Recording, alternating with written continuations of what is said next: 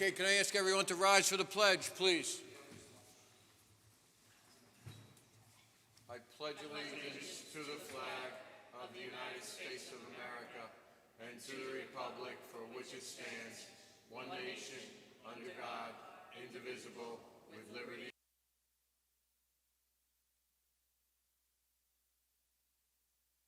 Hey, good evening, everyone. Welcome to the Monday, October 2nd, Town of Monroe Town Board meeting. Can I get a motion to open up this evening's meeting? I will make that motion. Bingham will second. Call a question. What's that, George? Sal's mic's not on. Okay, your mic's not on. Okay. Call the question. Bingham, aye. Poole, aye. Cardone, aye. Ancarello, aye. Good night. So moved. Okay. This past weekend, we had the Town of Monroe Pickleball Courts grand opening. A lot of people showed up. I think there was about 40 to 45 people there.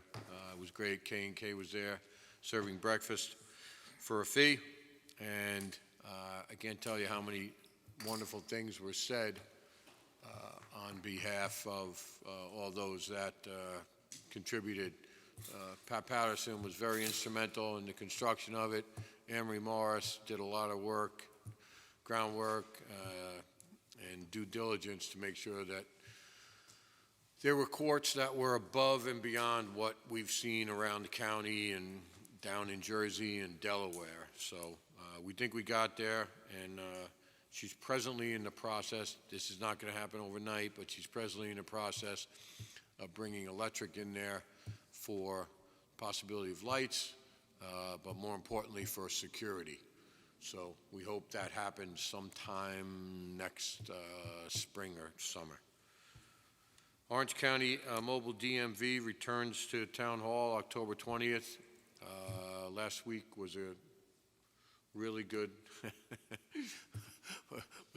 showing. Even our council came up to get his enhanced license, and it was easy as pie, right? Very easy. Yeah, the girls over there and security over there does a great job. Councilman Scancarello, trunk or treat? Okay, so the trunk or treat is scheduled for O&R Park, October 21st. We've done it a few years in a row here at Town Hall, but we've outgrown it. So we're going to move it over to our food truck festival site. I spoke to Jenny Carrillo today, who's running the event for us. She's got about 5 spots left. So she said there's about 30 trunks already rented. We got a couple of food trucks that'll be there. Great community day, great for the kids. Weather's hopefully going to be on our side. So come on out and support that day. Okay. Food truck? Food truck festival will be the following weekend at the same location. We are in need of maybe 2 or 3 more trucks as we approach our 20 trucks. Bands are all set. We have local music, and we have the benefit is the Orange County Law Enforcement Memorial Wall, which will set up a booth there that day. So as always, come out and support that wonderful event. Amory Morris, Jen Schnorr is always in charge, and me and the rest of the town board do the smaller end of that, but those two do most of the main work. Well, don't sell yourself short. You get the trucks there. Okay. 3.5, electronics recycling. Madam Clerk. So the Town of Monroe will be holding its annual Computer Electronics and Tire Recycling Day on Saturday, November 4th at the Highway Garage, 87 Mine Road, from 9 a.m. to 12 p.m. Shredding is no businesses, about 4 boxes per resident. Tire recycling, tires with rims will not be acceptable. The flyer is available on our website as well as some up front as you exit if you wanted to pick up a copy. Okay. I know, Dora, you had something you wanted to discuss. Yes, so the Rushmore Estate is hosting a fundraiser for the Woodbury Food Pantry. Excuse me, can we have some quiet, please? Thank you. The Woodbury Food Pantry is, the number of families who are relying on their services has increased, and they're in need of some donations, monetary donations or food donations. So they're hosting a fundraiser called Fall in Love. It's a fall festival at Rushmore Estate on Saturday, October 14th, from 11 a.m. to 8 p.m. It's free to come in. All they ask is that you make a donation, either a monetary donation to the food pantry or that you bring in some perishable food items. Okay. And there'll be music and food and all that other good stuff.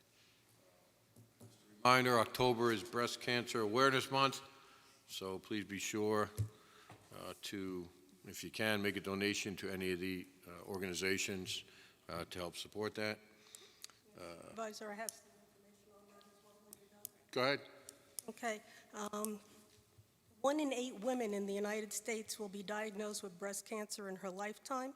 In 2023, an estimated 297,790 women and 2,800 men will be diagnosed with the invasive breast cancer. Chances are you know at least one person who has been personally affected by breast cancer. When caught early, the survival rate for localized stages is 99%.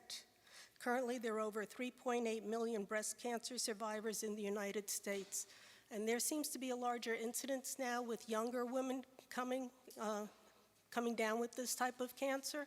So if you ever have a lump, make sure you go to your doctor. Don't take no for an answer. And New York State Cancer Services Program, I'm going to ask the board if I can give this to the town clerk, Val, and it has some questions and answers about breast cancer and where you could possibly get services for free if you don't have insurance. Not a problem. Okay. Okay, thank you, Mary. One other event, Toast the Village 2023. It's a Museum Village benefit. There'll be music for everyone. There'll be food, wine, beer, and it's on Saturday, October 14th from 11 a.m. to 5 p.m. It's $15 in advance, $20 at the door. Kids under 10 are free, and it's going to be at Museum Village in Monroe, and that's 73 years they've been serving our community. So if you get a moment, head on out there. It's obviously a great place, and it's a good fundraiser for the whole Museum Village. I think that's being run by Johnny Chow is hosting it. It is. So some of the acts will be Lenny, the Voice Miller, Hudson Valley Bluegrass Express, Peter Skeeter Scants, Errol Olgut's Tomm Benders. So sounds like a good time. Good music. Yep. Sounds like a good time. Any other announcements? Nope. Okay. Madam Clerk, presentation of the 2024 tentative budget. So at this time, I would like to present the town board with the 2024 tentative town budget, which was presented to me today. So we have to make a motion to adopt this. Remember, it's tentative, it's a wish list. There's a lot of changes that need to be made. It's very obvious that the 52% increase in the village and 109% increase in the town will be reduced significantly. Our goal has been, and we always come below the tax cap of 2%. So please don't view that. I know it's going to be out on Facebook tomorrow that, you know, oh, the towns are going to bankrupt us, town board's doing this and doing that. So people just misinterpret what the tentative budget actually is. So anyone have any questions? Not yet. Okay. I'll make a motion to approve the tentative budget, which will make it the preliminary budget. Second for discussion. Sure. So is this includes the elected officials' salaries, or what's in here, or is that done at the next meeting? No, we have to do that tonight. Separately from Separately this? from this. Okay. I'd like to go into executive session Gotcha. to discuss that. Beautiful. Thank you. Because Val has to get it in posted by Thursday. Yeah, because it's got to be in, so it could be in the paper in time for the October 16th meeting. Sure. Okay. I'll make a motion to approve the tentative budget. Oh, no, we had that. Did somebody second? Oh, yeah, I second, all You right. seconded, All right. okay. Okay, call the question? Hingham, aye. Pool eye. Cardone, aye. Cancarello, aye. McGinn, aye. Okay, so moved. I'll make a motion to set the public hearing regarding the 2024 Town of Monroe preliminary budget, which we did. That's, That was actually on September 21st. That was a resolution approving the rescheduling of the Town of Monroe 2024 budget public hearing from October 2nd to October 16th. This is just setting for the preliminary, since we have received the tentative. Brian, there's no difference, is there? For the budget hearing and Yeah, yeah, adopting one, but yeah, so we don't have to make a motion to reset it. We did that on the 21st. you had a special meeting for that purpose. Yeah, Yes. yeah, okay. And you could just announce. Yeah, I mean, the budget hearing, public hearing will be on October 16th at 7 PM or immediately thereafter.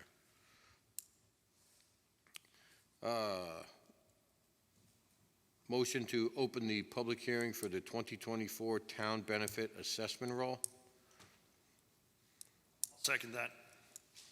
Any discussion? Call the question. Hingham, aye. Pool eye. Cardone, aye. Cancarello, aye. McGinn, aye. Okay. Madam Clerk, anyone sign up to speak? No public comment. Okay.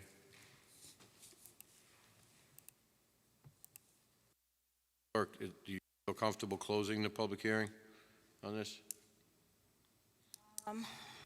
We've gotten a few phone calls regarding this postcard, residents questioning what the public hearing is about. I don't know if anyone on the board can elaborate a little bit more, the specifics regarding this. It's basically the benefit assessment roll, which includes a fire district, sewer district, water district, and drainage districts. So, Lake Sapphire. Well, that would be the. That's a drainage That's the district. newest drainage. Yeah. And for the benefit Park of, District. yeah, and We I have guess that for the new- benefit, I'm sorry. Sorry, Mike. No, go ahead, Dory. That's, I'm Yeah. done. So for the benefit of the people that may not know, and I think that's what you're trying to get Right. at here, is basically there's these districts that are formed that encompasses, some of it encompass the whole town, some encompass the water districts or sewer districts, depending on what, or drainage districts, excuse me. So what those districts are separate, and they have a separate, I guess, levy, if you want to call it that. Is that correct there, Mr. Yeah, Supervisor? tax levy, yep. Tax levy for it, and that's what this is referring to. So that's separate and apart from your town taxes, and certainly separate and apart from your village taxes. So I live in Water District Number 1. There's a levy or a tax for that. It's also for the refuse and garbage district. It's also, yeah, right. Yep. So that's what that's about. So in case anyone was wondering, that's what those special districts are.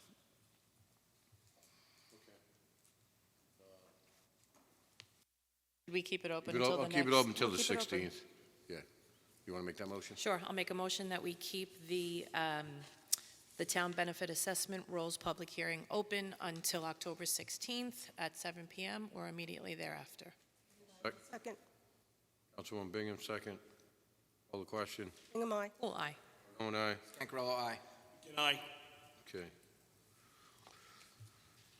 I'll make a motion to open the public hearing for local law D-V1 2023, authorizing a property tax levy in excess of the limit established in General Municipal Law 3-C. Do I have a second?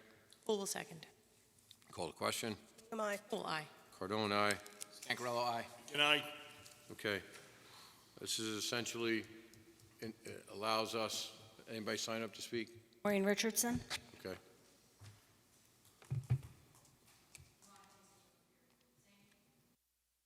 That? No, you come up. I'll talk after. Reminder, you'll have 5 minutes to speak during public hearing sessions. Thank you. My name is Maureen Richardson. I live on Harriman Heights Road in Monroe, New York. I just had a question about this specific tax cap for public submission and for the public hearing. Does this allow the public the opportunity to speak regarding specific taxes being levied? Because there's a large concern with the $19.5 million bond, how that's going to affect, the cap and personal household taxes and what percent increase year over year and per household, that I don't feel was really discussed, but seems to me that should apply during the general discussion for this public hearing, when talking about increasing the tax levy and how much, what percent over the tax cap that we're going to go over, considering the potential expenditure at this point for Rye Hill, the 260 acres. So that was my question, and if people are entitled to essentially write in, and if that's an accurate assessment, to say write in about specific tax concerns for this hearing. Thank you. That's all for public comment. Comment on that?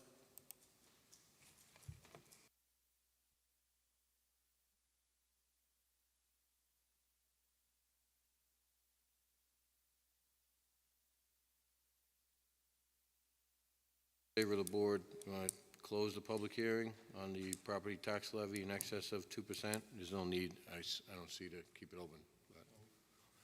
No?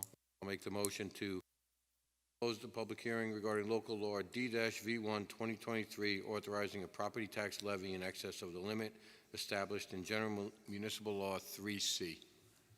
Second. Count, you call the question? Am I? Full aye. Cardone, aye. Angarello, aye. And I, Okay, so moved.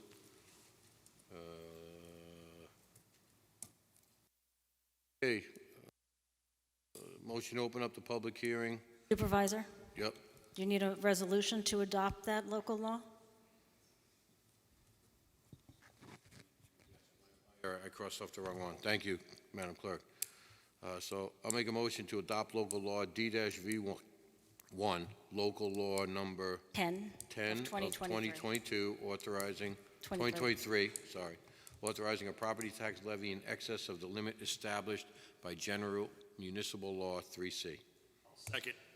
Any discussion? Call the question. Am I? Full aye. Cardone, aye. Angarello, aye.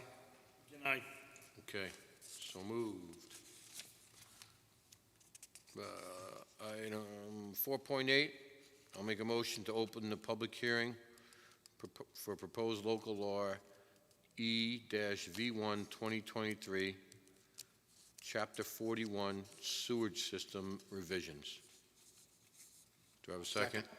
Councilman McGinn, call the question. Am I? Full aye. Cardone, aye. Angarello, aye. and I, Okay. No public comment? Bingham? I'm going to ask that it stays open till November. I know next meeting is probably going to be a little busy because we'll be discussing the budget more, and just to give the public a little bit of a chance to look it over.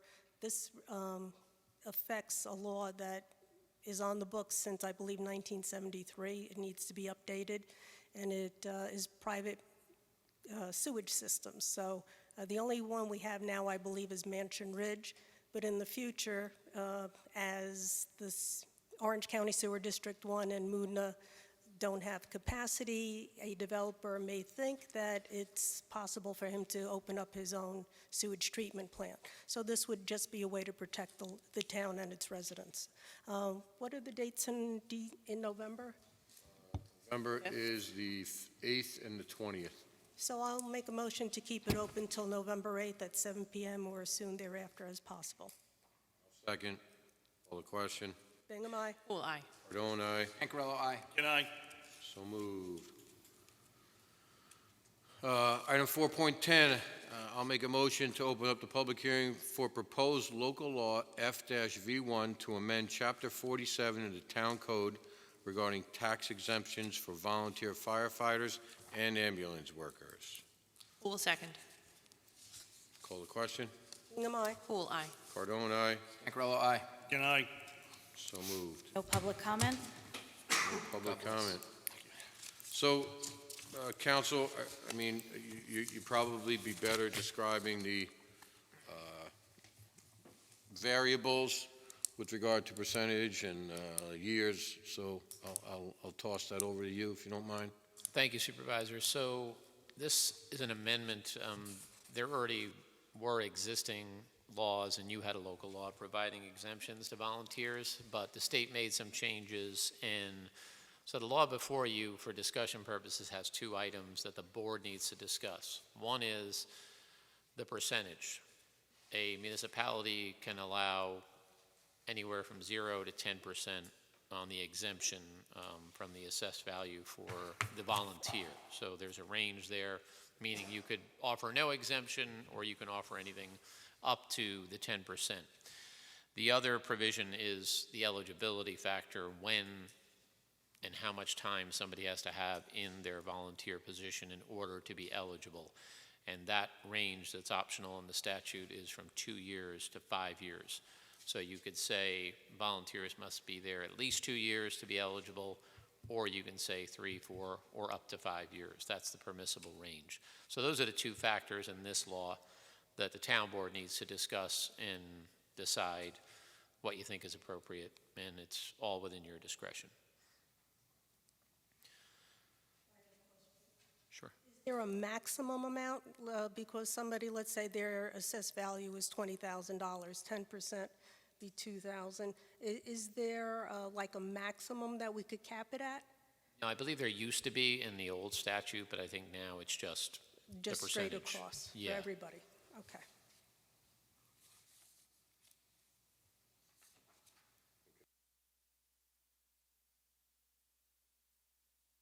I would like to keep it open. Nobody signed up to speak, right, Madam No Clerk? public comment? Okay, so I would like to keep it open to, until October 16th at 7 PM or immediately thereafter. Hingham will Second second.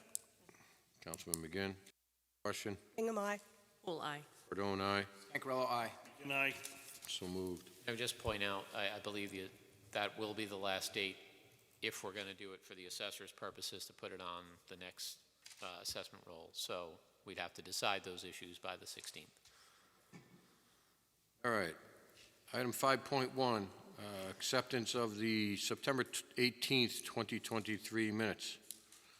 Make that motion. Pool will second.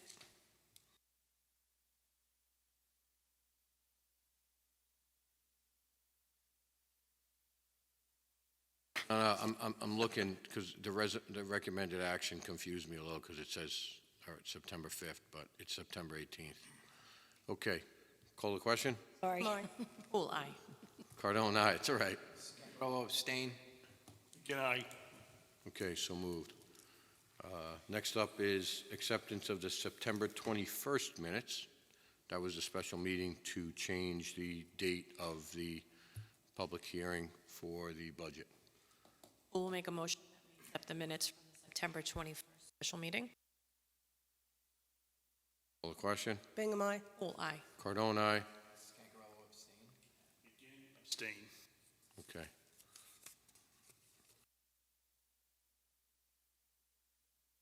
Okay, next up is 6.1, abstract for budget transfers. It's abstract number 2023-04, and be resolved that the Town Board of the Town of Monroe approves the town clerk budget transfer abstract 23-04 totaling $281.25 to relocate funds. I'll make the motion. Second. Call the question. Hingham, aye. Pool eye. Cardone, aye. Cancarello, aye. Again, aye. Okay. Item 7.1 is a budget amendment. Be it resolved that the Town Board of the Town of Monroe made a motion to approve the budget amendment abstract number 2023-05 to amend the 2023 budget to reflect the CDBG grant for the senior center roof and ADA improvements totaling $125,000. I'll make that motion. I'll second. So just so, for clarification, it's going from the federal aid, which is account A004910, to the senior center grant expenditures, which is A007620-4303-01, and that's for $125,000. Call the question? Aye. Full aye. Cardone, aye. Scangarello, aye. Good night. Okay, so moved. Next up,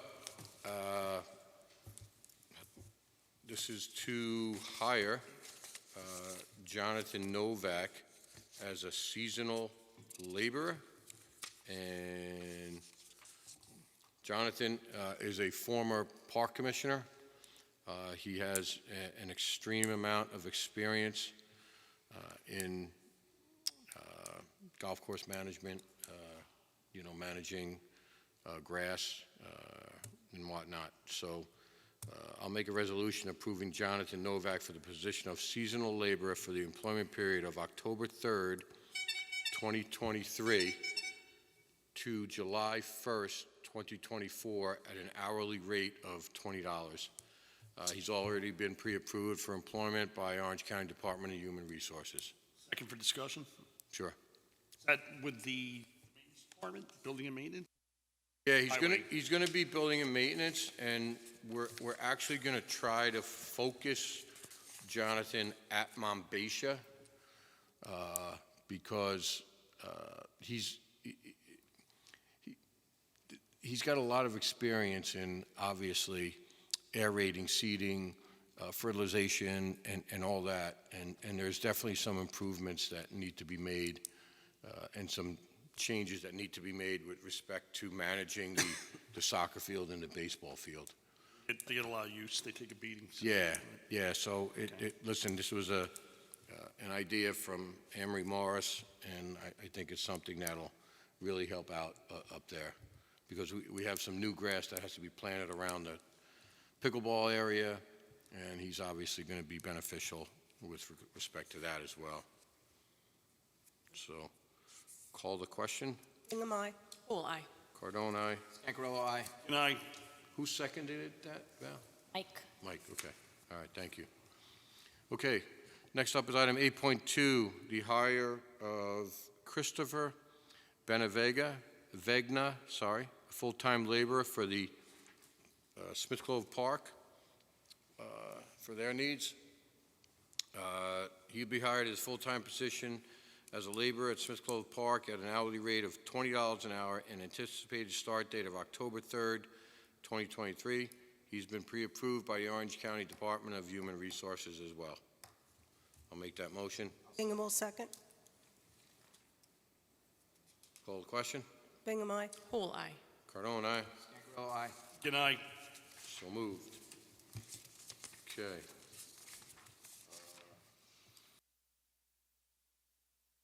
Item 8.3 is the intermunicipal agreement for road maintenance between the town of Monroe and the village of Monroe. This has to do with an area over by Village View Estates in the village of Harriman. Council, do you want to chime in here? We've reviewed it. What's that? We've already reviewed the IMA. No issues with it. Now moving forward with it. All right, essentially, the village is going to take care of a small piece of road in the town.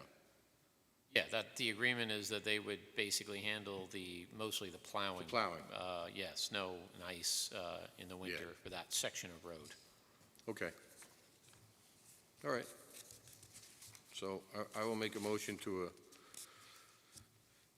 should I You read? have to Do you have sign to it, sign so. Yeah, I have to sign it. I just looked at it. Yep. So I can't do that. So I'll leave it up to someone else. So, I know you've raised that issue before. You can make the motion. It's only prohibited if you have some interest in the contract, which you do not. So there's no problem with you making a motion to sign a contract.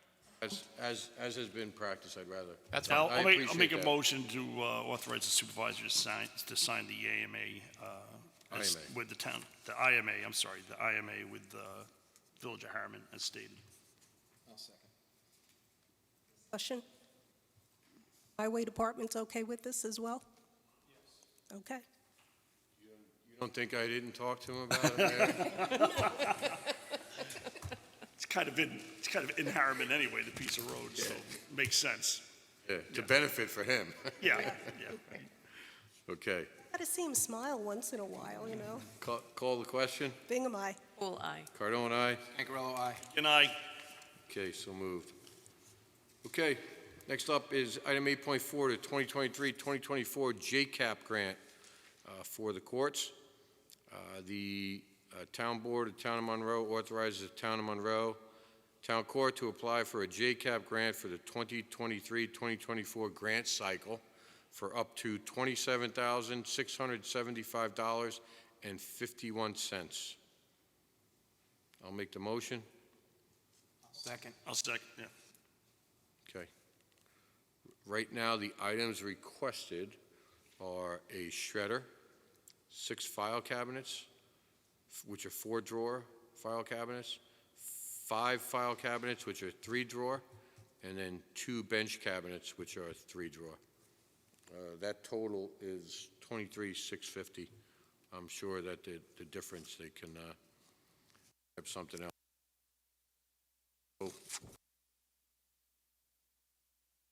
Call the question? Bingham, aye. Full aye. Cardone, aye. Angarello, aye. Good night. Okay. Next up is item 8.5, the annual near map renewal. I'll make a motion approving the annual renewal of near map software program to be used by the Assessor's Office and Building Department in the amount of $2,500 for a 12-month period beginning January 11th, 2024. I'll second. Call the question. Bingham, aye. Full aye. Cardone, aye. Angarello, aye. Good night. So moved. Item 8.6 is the Monroe Conservation Commission intern position. This is really just a discussion.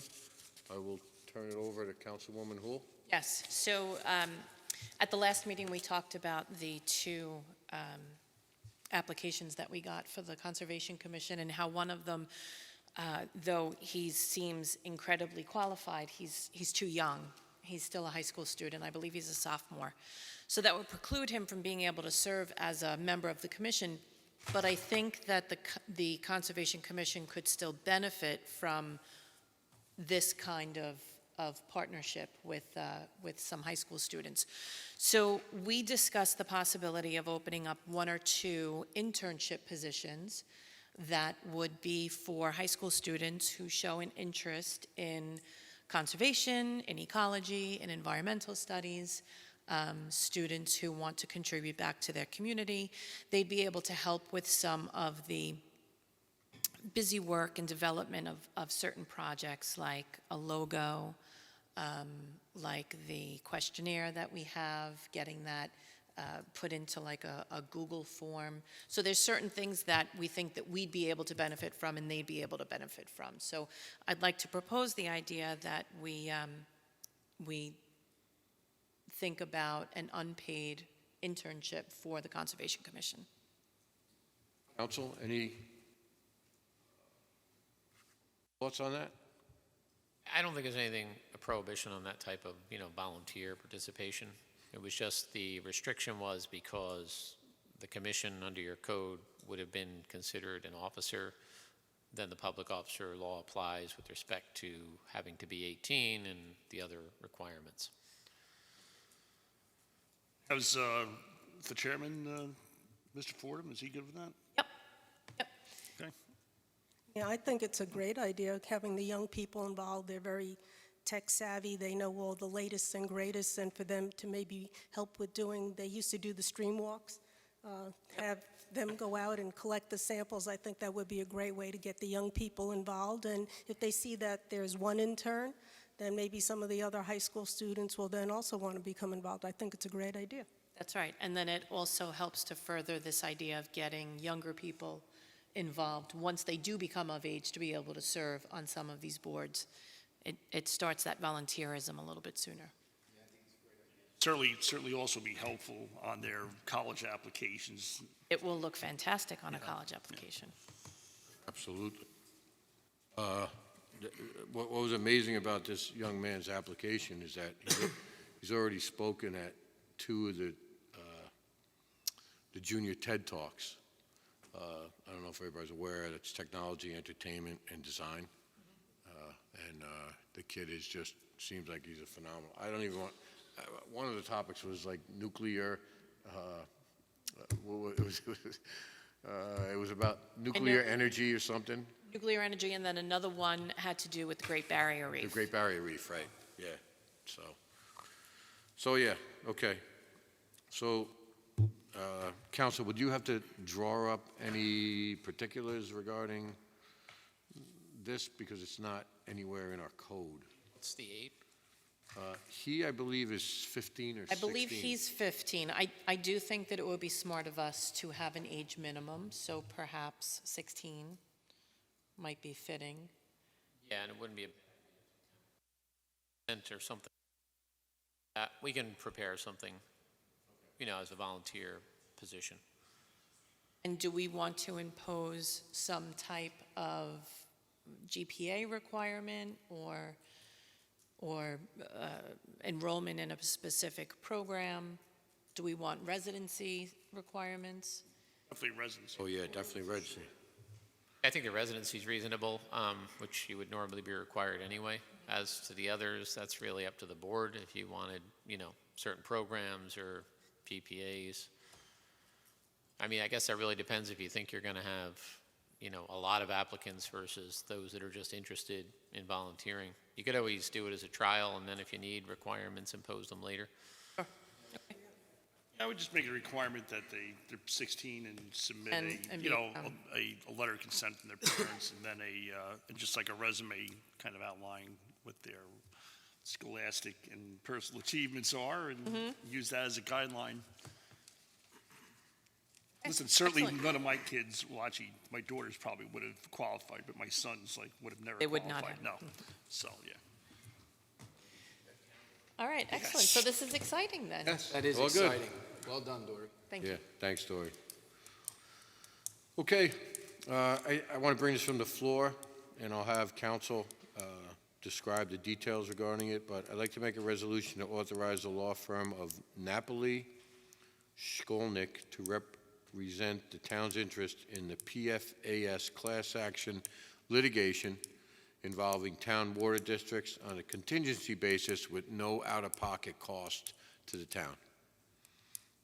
Do I have a second for discussion? I'll second the discussion. Okay, go ahead. So I can't delve too deep into the scientific, parts of this, but basically this is a class action which there are many municipalities involved in New York State. Napoli Shkolnick is one of the big firms that represents a lot of municipalities in this litigation. It's a class action. Basically, they would represent the town's interests. There's no outlay of any cost to the town. It's a contingency case, so if there's a recovery, the town would benefit from that class action recovery. And my understanding, again, there's no guarantees, but in having this firm representing the town, there may be a chance of a better recovery than if you just kind of go to the website and sign up, in the typical class action.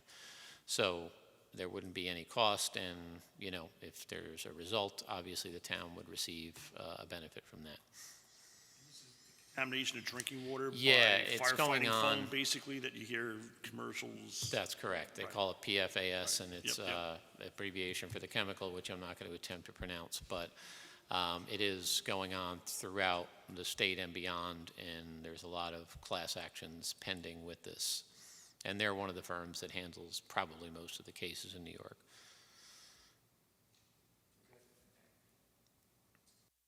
So basically what happened is you would execute a retainer, and they would take it from there. And they might need some information from the town. They might contact your, water department officials to get some information. There could be, some testing needed, but that's pretty much usually the extent of it.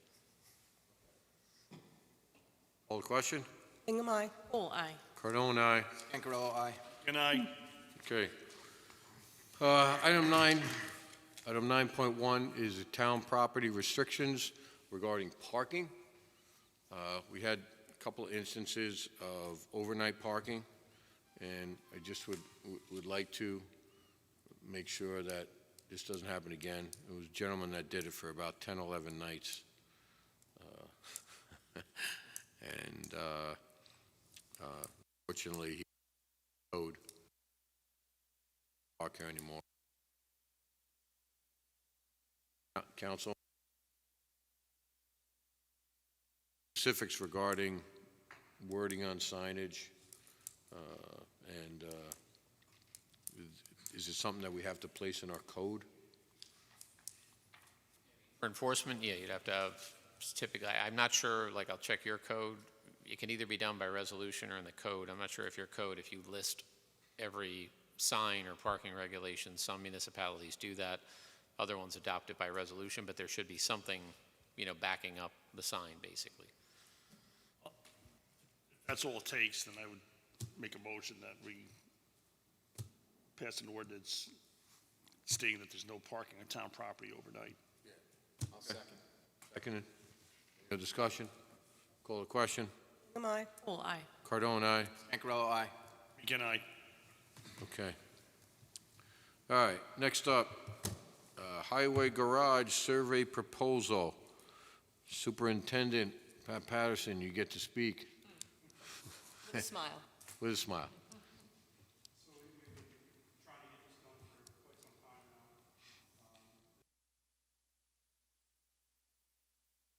Turn on your mic. This is for the boundary and topographic study of the highway garage property, which includes highway and dial-a-bus in it. And it's for, I would like the board to adopt a resolution for Mercurio, Norton, Torelli, and Marshall firm for the estimated fees of the boundary survey is $6,800, and the topographic survey for $5,700. Now, those are just estimates. Hopefully, they'll be able to stick to them. There's a whole list of overages and what it costs on the back page. I'm sure you have a copy of this. But I'm asking the board to adopt a resolution so we can move forward with this survey. Okay, I'll make, Retainer requested is 50% of the estimate. of the estimate, yes. All right, so I'll make a motion to approve MNTM to do the boundary survey and the topographic survey at a cost of $12,500 for both, which is estimated. And I think anything that goes over should be obviously run by the town board beforehand.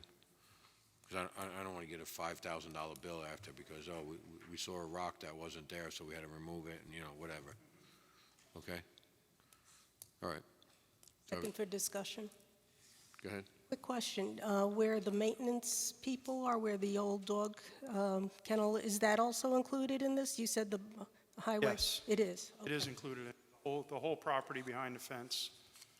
Okay. For some reason, they call it 91 Mine Road, where we're on the building, it says 87 Mine Road. So I looked at some of the things, and I don't see 87, I see 91 to 101. 101, which is the senior center. But it's the entire property. Okay, if it's like my GPS, when I park on the bottom of my driveway, it says one number. When I park on the top of my driveway, it says another number. So I don't know if they've got my GPS system. Maybe that's why they. That's what they got. Well, Mary, I think you might be living on a double lot there. You better get the assessor out there. No, I'm gonna subdivide. Double. just kidding, just kidding. So am I. No, that's the crazy Yeah. world of Waze and Google Maps. Right. A mind of their Supervisor, own. can I take it back to 9.1? Because I don't think we need a local law. I looked at your code.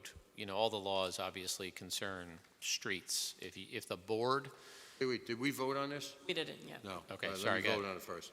Okay, call the question. Am I? Full aye. Cardone, aye. Zangarello, aye. Again, I Okay, so move.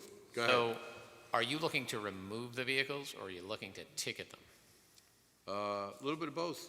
Okay, Oh. because the enforcement would require some type of local law. If you were looking to just have them removed as the property owner, the board could pass a resolution, for example, authorizing the supervisor or whomever to direct the removal of the vehicle if it's parked in violation of posted signs on the town property. But if you want tickets to be issued, you're going to need a local law. Okay. I would amend my motion to say, no overnight parking on town property with posted tow-away zone signage to support that. Right, so. This way, because we know that we're typically not going to get local enforcement authorities to get out there and in the, Right, so you want to go with removal then? yes. So I think what we could do, if you want, for the next meeting, maybe just draft a resolution, and while you're at it, cover whichever town properties you want to address, if it's just town hall or other sites as well, and then authorize how we want to enforce that, whether it's, a local tow company or somebody that you have that you would call.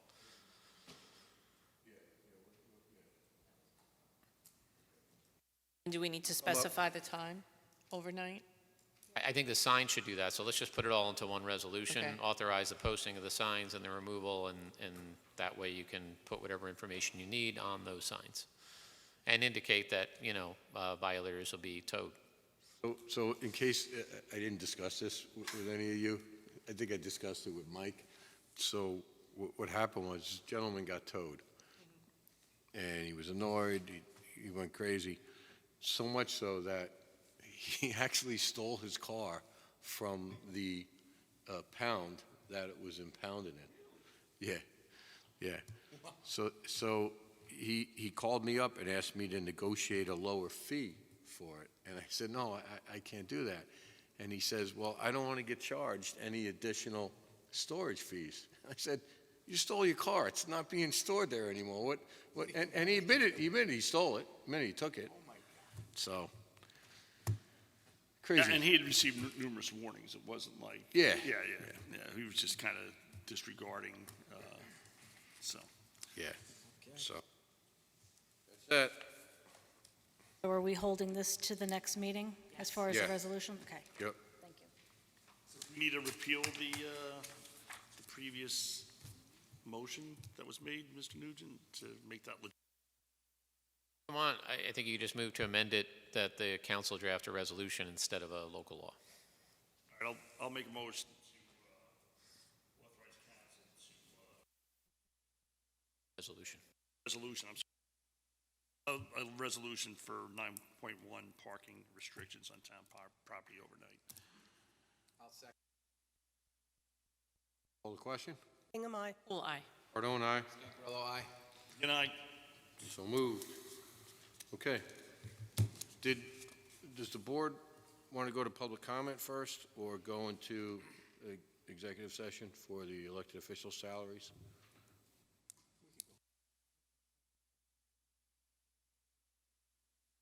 Val, how many people signed up for public comment?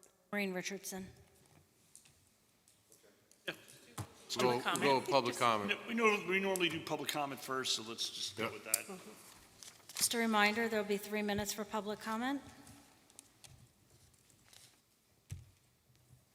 Maureen Richardson. I live on Harriman Heights in Monroe.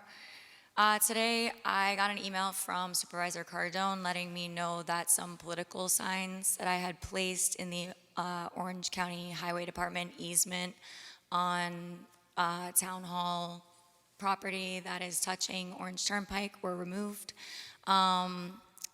I basically spent the day, or part of the day, assessing that there is no town code that I'm aware of or statute that I'm aware of that actually does dictate that signs are not allowed on town property.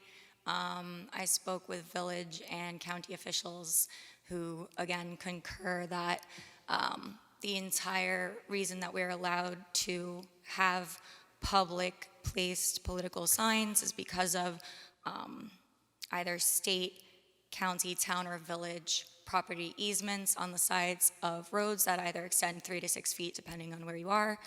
And unless the board can really point to a statute that says, no signage within, X number of feet from town hall, this is not an active polling place. The Board of Elections would only limit 100 feet from the entrance of a polling It is place. a polling place. It is not an active polling place right now, and it is only applicable during the time that polling occurs.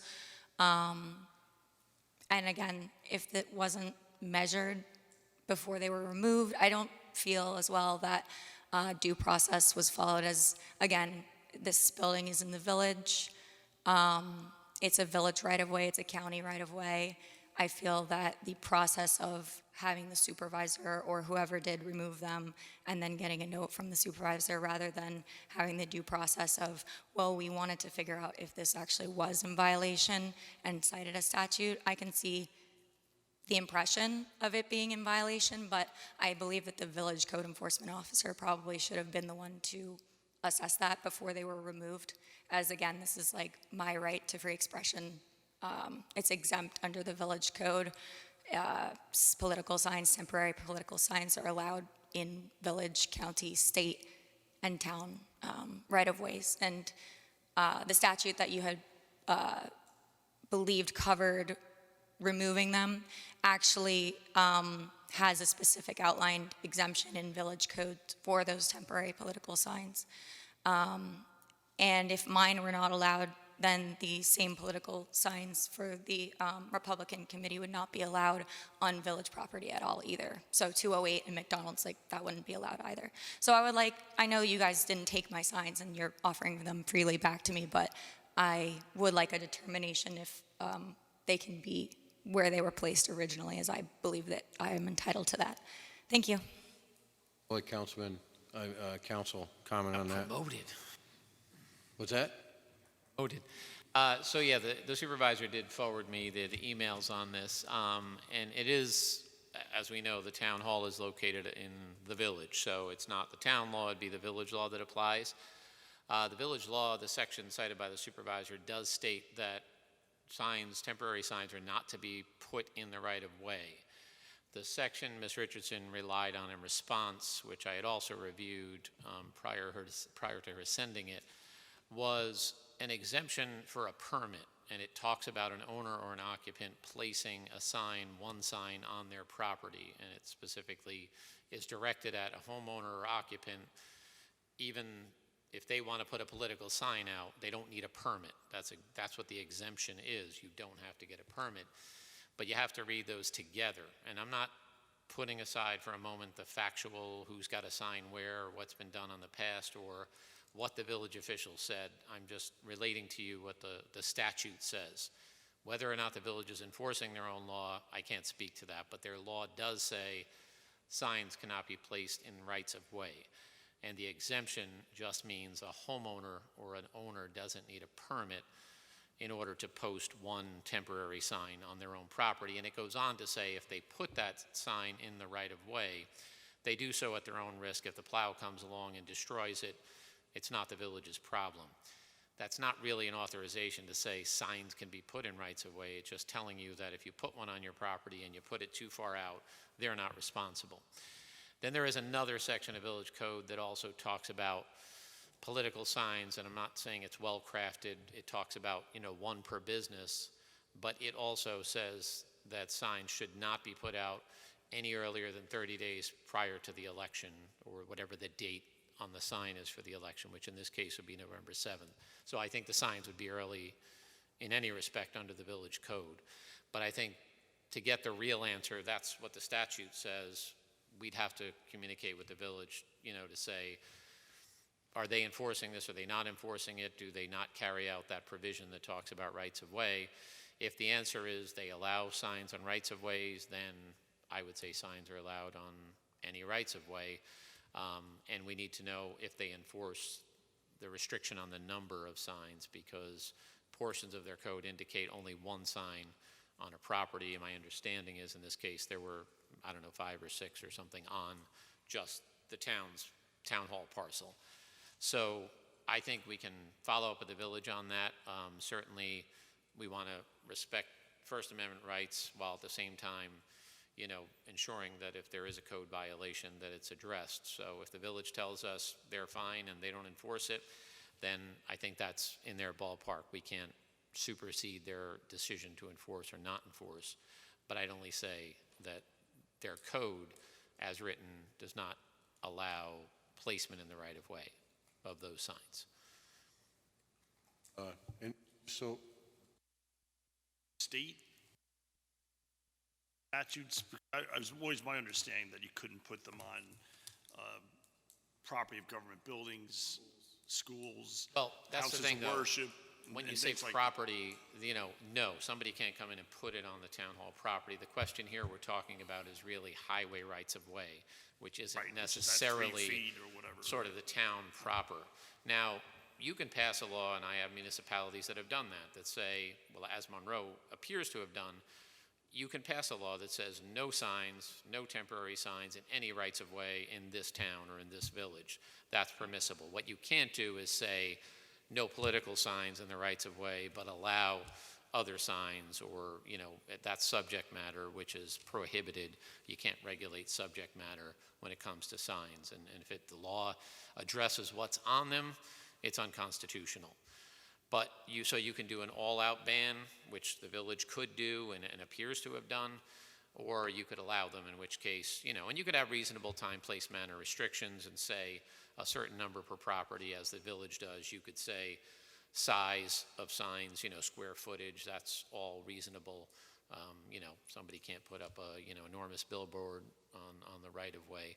So there are always questions, and obviously we have to balance. If there's a doubt, I think we balance it in favor of First Amendment expression, but I think it's necessary. This kind of came up today. I didn't have time to discuss with the village, but I can reach out to Elise Terhune, the village attorney, have a discussion, and get an answer very quickly. And if they say we allow it, then I think we allow Ms. Richardson to post the signs in accordance with whatever their guidelines are. And we have to confirm this 30-day restriction also, because then it wouldn't be allowed until October 7th. So would that limit it to one sign? That's what their code says, again, so I think... That's what their code says? Yeah. Okay. So Because the there were- section, there- section that Ms. Richardson brought up about the exemption says one sign per property.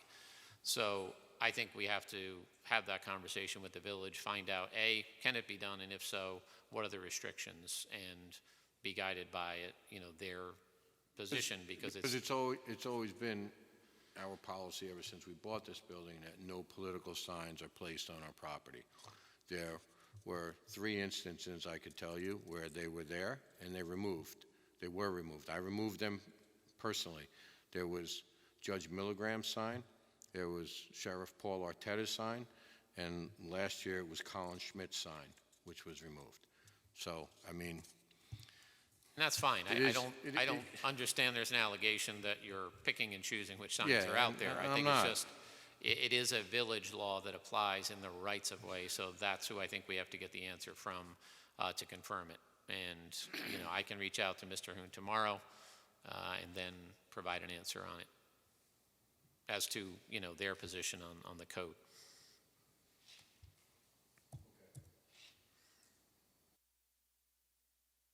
Ask that Ms. Richardson be given her signs back in the meantime until we get an answer from the village attorney and our Mary, attorney. she was offered to come in today to get them. Okay. So they're in the room, right over here in the conference room. Again, I think we can get the answer tomorrow. Certainly, you return the signs, that's fine, and, we'll move on it and get the village's position. And then if they say we don't enforce our code on that, then the signs can go back up, and we'll just find out if there's any restrictions associated with it.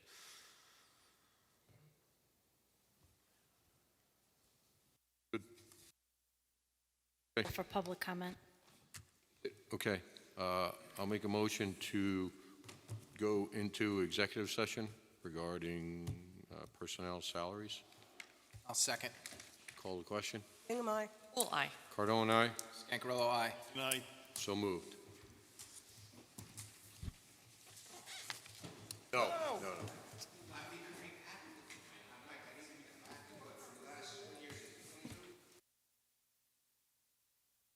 Yeah, you've been. Listen, You gotta take those. listen, you gotta just take so those slugs out for a ride. Just so everybody here knows, this is, George, we're not recording, right? Can you stop it for a sec? All right, record it. I'll say it afterwards. All right. You going then? Okay, thank you. Okay, so I'll make a motion to come back to the monthly meeting of October 2nd and out of executive session. I'll second. Call the question? Cardone, aye. Scangarello, aye. McKenna, Okay, so the following are the elected officials' salaries changes, and it reflects a 4% increase for the elected officials. So each town council member would make $17,834.44. Our judges would make $43,366.96 each. Our town clerk would make $60,320. Our highway superintendent would be $72,600. And the town supervisor would be $80,739.36. Okay? do we need that as a motion? Yeah, I'll make the motion, so. You made that as a motion? Yeah, So you- yes. To amend the, To amend the tentative budget so that this becomes the preliminary budget. I'll second that. Any discussion? Call the question. Bingham, aye. Poole, aye. Cardone, aye. Scangarello, aye. And I, Okay, so moved. Any other business for the board? Motion to adjourn tonight's meeting. Poole will second. Call the question. Bingham, aye. Poole, aye. Cardone, aye. Scangarello, aye. and I. So moved. All right, we're good, George. Thank you.